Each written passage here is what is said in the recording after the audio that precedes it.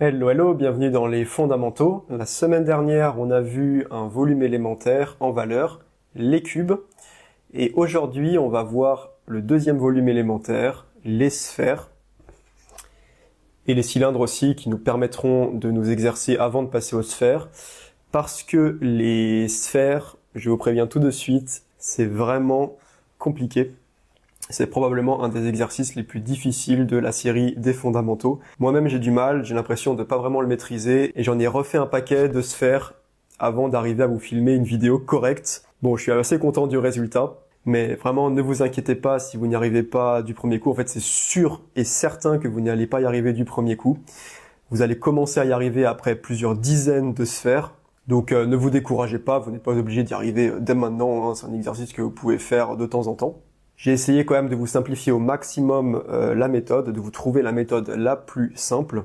Et ça va aussi nous permettre d'étudier un peu les ombres sur des formes circulaires et de voir tout un vocabulaire qui nous sera utile par la suite. Dernier avertissement, pour arriver à faire cet exercice, il vous faut un papier 100% coton. Personnellement, j'ai aucune chance sur papier cellulose. Voilà, je ne peux pas arriver à faire ça sur papier cellulose. Vous allez voir qu'on humidifie un peu la zone au début, et il faut que ça reste humide de manière assez homogène pendant toute la peinture. Sinon, vous allez avoir des bords qui ne seront pas naturels, des coups de pinceau, des choses comme ça. Alors que le but, c'est d'obtenir le résultat le plus lisse possible. Donc, utilisez un papier 100% coton.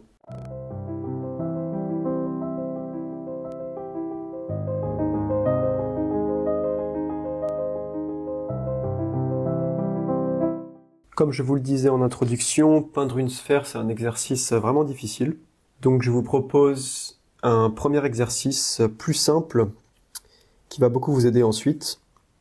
Vous allez dessiner à peu près un rectangle. Pas la peine de faire des traits super droits. Ensuite, vous allez faire un trait vertical d'un côté, disons à gauche, et un deuxième trait vertical de l'autre côté, disons à droite. Ensuite, je vais prendre un pinceau à la vie. Je vais pencher ma feuille comme ceci.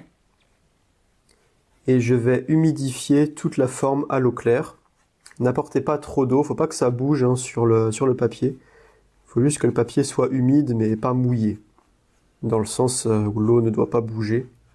Et ensuite, ce que je vais faire, c'est que je vais passer une valeur moyenne sur le premier trait que j'ai tracé, sur le premier repère. Alors encore une fois, j'utilise du gris de pen. Et donc typiquement une valeur avec une consistance de lait. Je vais passer comme ça directement sur mon repère.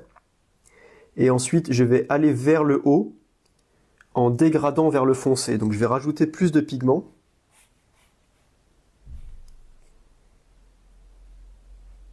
Et encore plus de pigments.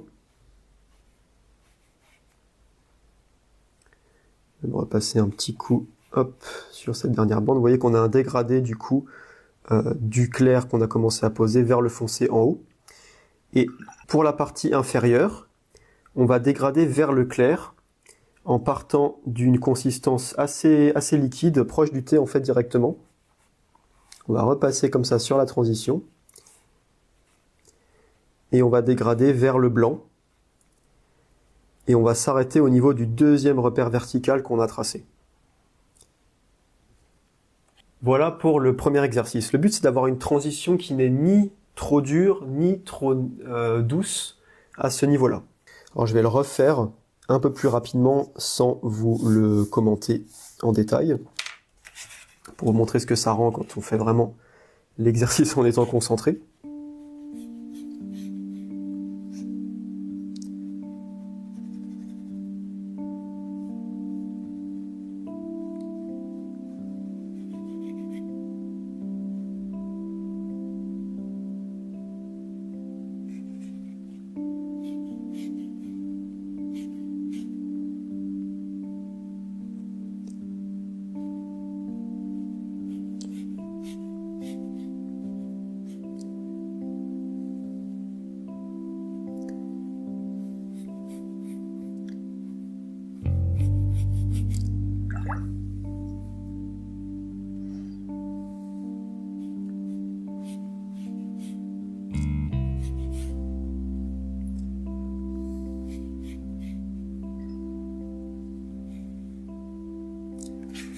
Voilà, ça demande un peu de technique. C'est pas grave hein, si vous dépassez en bas, si c'est pas parfait.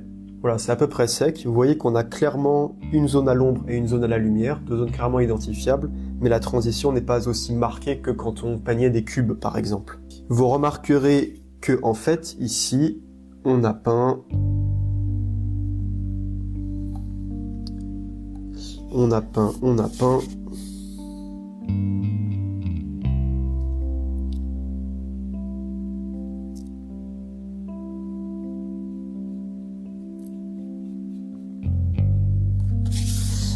peint un cylindre.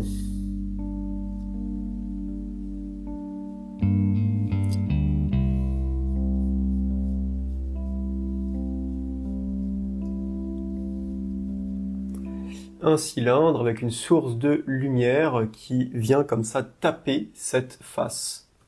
Alors, histoire de fignoler ce cylindre, ce qu'on peut faire, c'est passer une valeur relativement claire tout autour, ce qui va permettre de faire ressortir par contraste la partie à la lumière en fait du cylindre.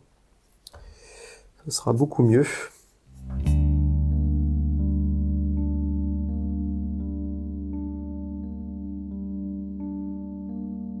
Là, je fais un lavis uniforme rapidement.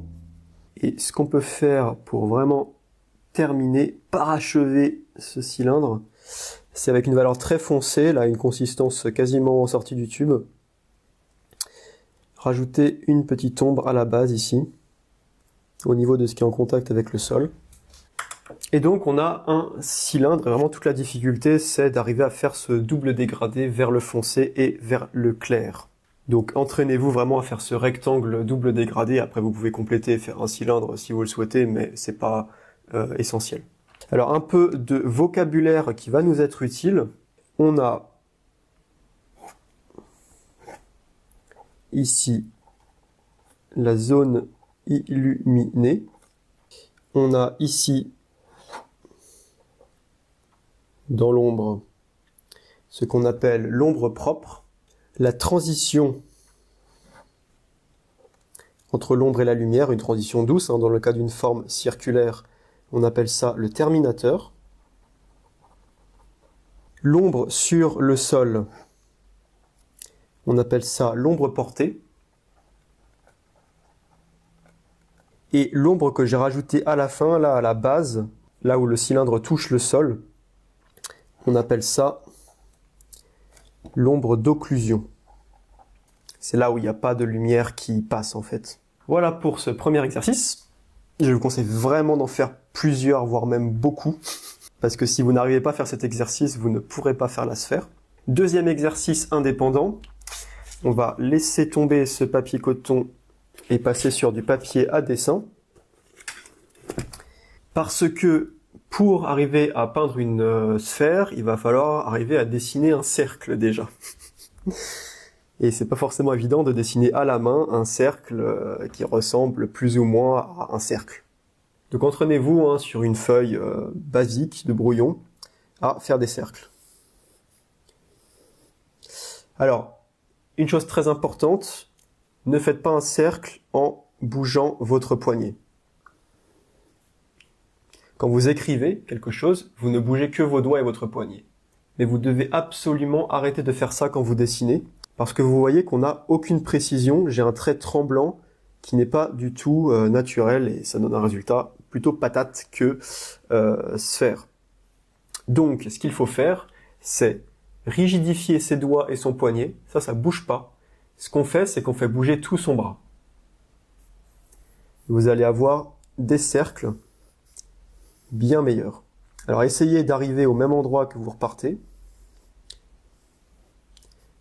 et faites des cercles. Des lignes de cercle. Vous êtes de retour en primaire, vous apprenez, alors j'allais dire à écrire, mais du coup, pas avec le poignet. Hein. Ce que vous pouvez faire aussi au début, si vous avez du mal, c'est repasser plusieurs fois, en n'appuyant pas du tout avec le crayon.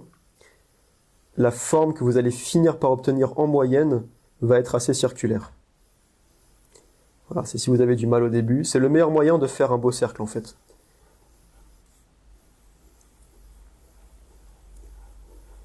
voyez que je finis par obtenir une forme qui ressemble à un cercle. Hop là, faites-moi des cercles de partout sur cette feuille en bougeant votre bras.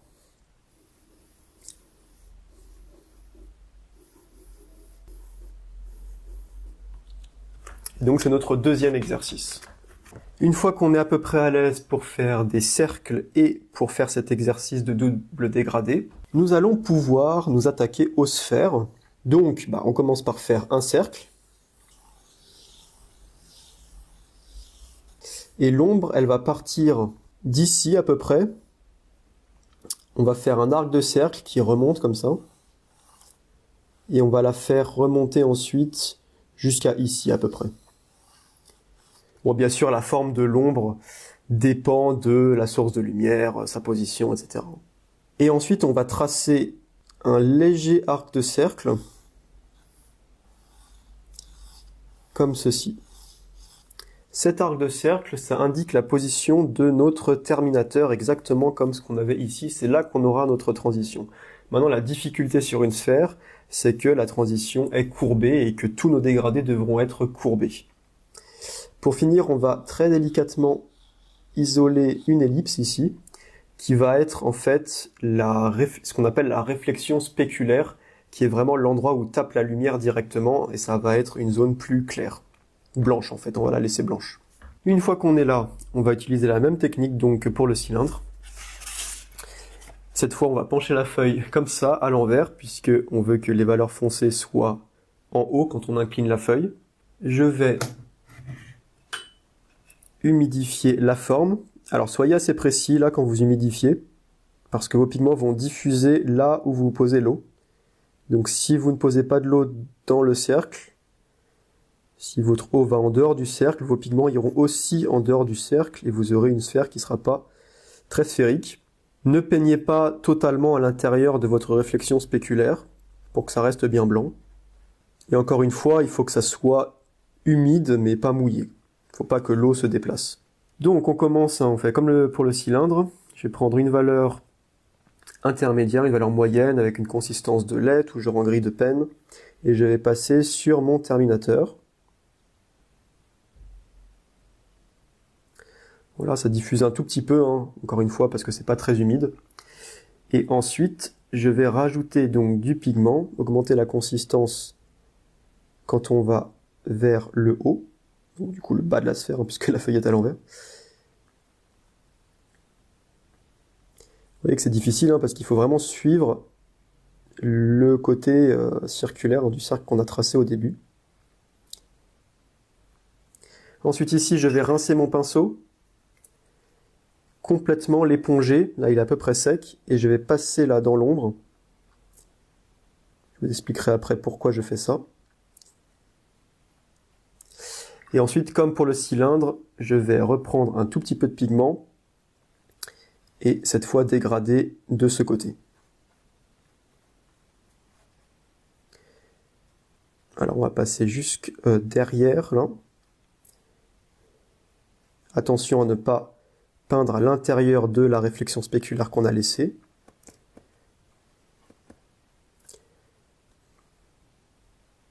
Voilà, ça me semble pas mal. Je vais repasser à l'endroit. On peut tout de suite enchaîner avec l'ombre portée dans une valeur foncée, donc une consistance crémeuse. Hop. Pareil, suivez bien le contour.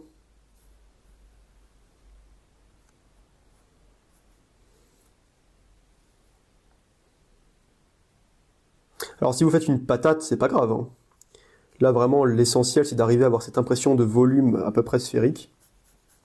Une patate c'est bien aussi. Hop, c'est pas trop mal, je vais laisser sécher avant de passer aux finitions. Et pendant que ça sèche, je vais m'amuser à en faire une autre.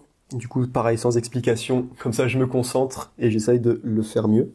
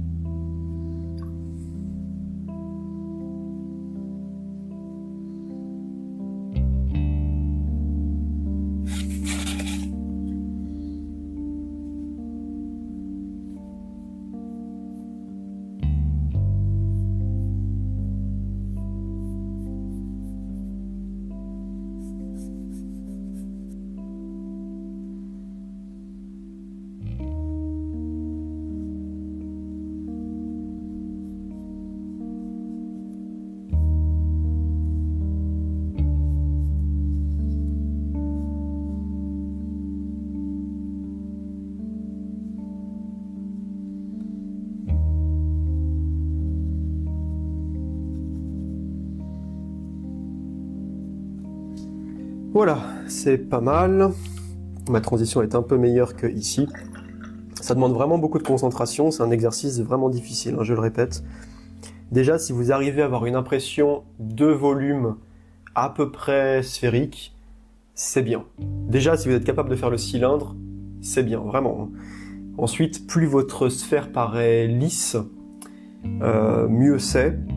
Mais voilà, ne vous jugez pas trop durement sur le résultat. Il faut en faire des dizaines, sinon des centaines, pour commencer à avoir de l'aisance là-dessus. Alors pour les petites finitions, pareil que pour le cylindre, on va faire une ombre d'occlusion là où la sphère touche le sol. Donc avec une valeur très foncée, très très crémeuse, voire même beurre, sortie du tube. Hop, je vais la faire aussi ici, c'est à peu près sec. Ouais, c'est bon. Et pareil, du coup, pour faire ressortir les zones claires et notamment pour qu'il y ait plus de contraste sur la réflexion spéculaire, on va faire un arrière-plan avec un lavis à peu près uniforme et une valeur relativement claire. Ça, c'est pas mal. Ce qui peut être vraiment bien, c'est de faire un dégradé en arrière-plan. Donc plutôt foncé là où la sphère est claire et plutôt clair là où la sphère est foncée, mais bon, c'est pas facile. Alors, un arrière-plan, ça a aussi l'avantage de nous permettre de remodeler un petit peu la sphère, les parties qui n'étaient plus trop sphériques. On peut essayer de rattraper quelques maladresses. Hop.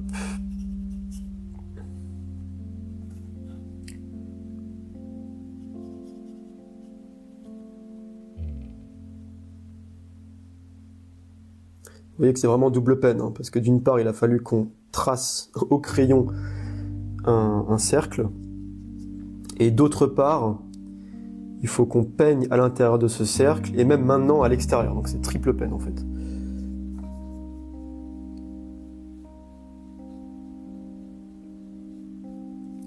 Et encore une fois, hein, je peins comme je dessine avec le bras, pas avec le poignet. C'est très important. Et ça rend pas mal la sphère là. Je vais faire aussi le contour pour celle-ci, peut-être avec une valeur un peu plus foncée. Alors on peut revoir un peu le vocabulaire, donc comme pour le cylindre on a le terminateur. Ici il est assez marqué, en fait le terminateur est très marqué si vous avez une unique source de lumière directionnelle, et il peut être beaucoup plus diffus si vous avez une lumière ambiante. Le cas extrême c'est par exemple la Terre, la planète Terre avec le Soleil. Là, vous avez qu'une seule source de lumière directionnelle, qui est le Soleil. Et donc, du coup, vous avez un terminateur très marqué sur Terre. Et toute la partie dans la lumière, c'est la partie dans le jour, où il fait jour. Et la partie dans l'ombre, c'est la partie où il fait nuit. Et vous avez un terminateur qui est en fait la zone crépusculaire. Voilà, où vous voyez le soleil qui se couche ou qui se lève. Donc, terminateur, frontière entre zone de lumière et zone d'ombre. Ensuite, on a à nouveau l'ombre propre, qui est donc tout ce qui est en dessous du terminateur ici.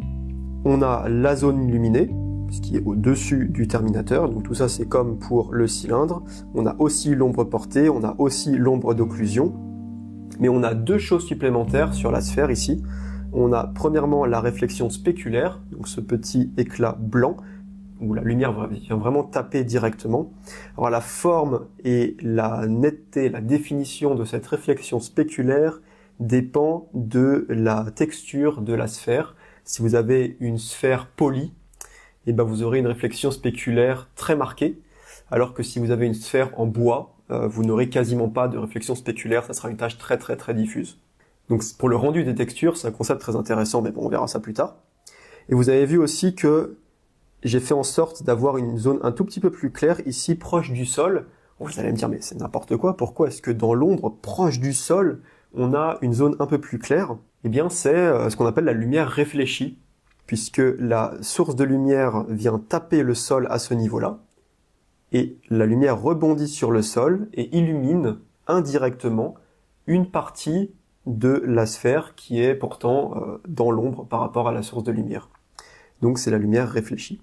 Voilà donc pour ces sphères, on a appris beaucoup de choses, c'est une vidéo assez dense.